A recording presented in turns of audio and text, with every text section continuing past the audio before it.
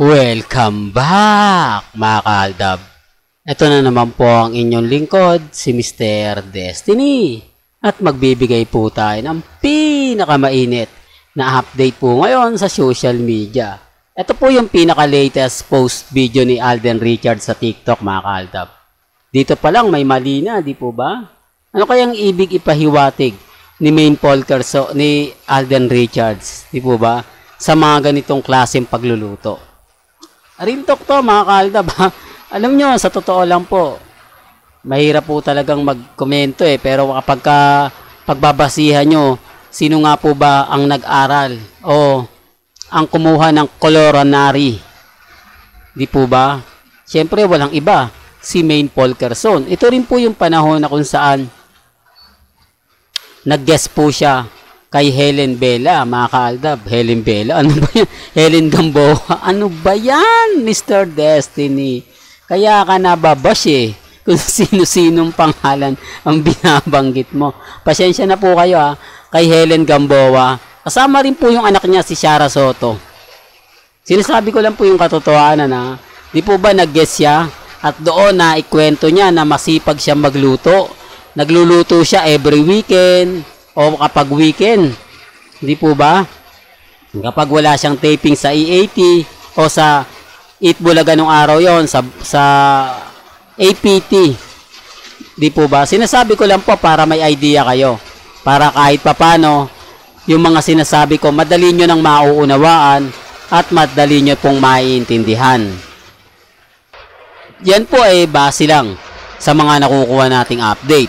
Base lang po sa mga video na inilalabas naman po ni Alden Richards. Di po ba? Dito kapansin-pansin nyo ang tanong, sino nga po ba kaya ang kumukuha kay Alden Richards? Sino nga po ba kaya ang gamay o ang gumagawa nito? Dito makikita nyo kung paano, no? Parang ito, ganyan, di po ba? Pinapakita niya yung kabuuan. Tapos kung paano ginawa, di po ba? Sinasabi ko lang po yung katotohanan Sabi ko nga po sa inyo, dito pala mapapaisip na po kayo Pero gaya ng sinabi natin, wala pong pilitan dito sa mga sinasabi ko. Wala pong pilitan dito po sa binibigay kong update. At least dito kahit papaano mapapaisip po sila na sino kaya nagturo kay Alden Richards? Sino kaya yung taong kasama ni Alden Richards? Mga katanungang alam nyo na, mga kaaldab,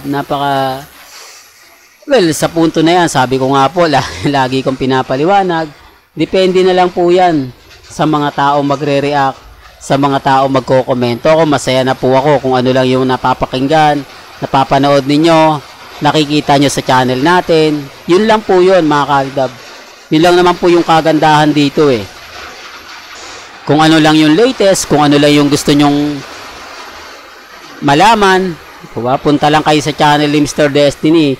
Dito lang naman po, di po ba, updated po tayo. Lalo na nga po kapag nagpo-post si Alden Richards, sapul natin yan. Tapos walang update si Mengay. Buti pa po si Alden, naglalabas na ng mga video sa TikTok. Si Mengay kailan kaya maglalabas? Sa bagay, mga kaaldab, pag naglabas naman ng TikTok si Mengay, E80 pa rin Di po ba? Ipopost sa kanyang Instagram. Pero kay Alden, talagang simple lang na pamamaraan po, mga kaaldab, na ito yung isa, mga kaaldab, sa lagi kong pinapaliwanag, lagi kong sinasabi. Depende na lang po ito sa mga taong kumbaga nakakaintindi, nakakaalam ng mga ina-update natin, di po ba? Sabi ko nga po, depende na lang to sa mga madaling makaunawa, madaling makaintindi. Kung sino nga po ba talaga ang totoong kasama. Sa pananaw ko po, mga kaaldab, 101%, di po ba? Mas lamang pa rin po tayo. Kahit sabihin nila na ganito, ganyan. Kasi kita nyo yung mata ni Alden, di po ba? Doon sa nagkakaroon ng camera. Di po ba? May mga pasimpleng may pasimpleng banat, di po ba? Nakulang na lang, parang may halong pagkindat. Yan base lang naman po sa ekspresyon ng muka ni Alden Richards. Sabi ko nga po sa inyo, tayo naman po, bumabase dati tayo sa mga split screen, sa mga dub mash, na na-develop, di po ba?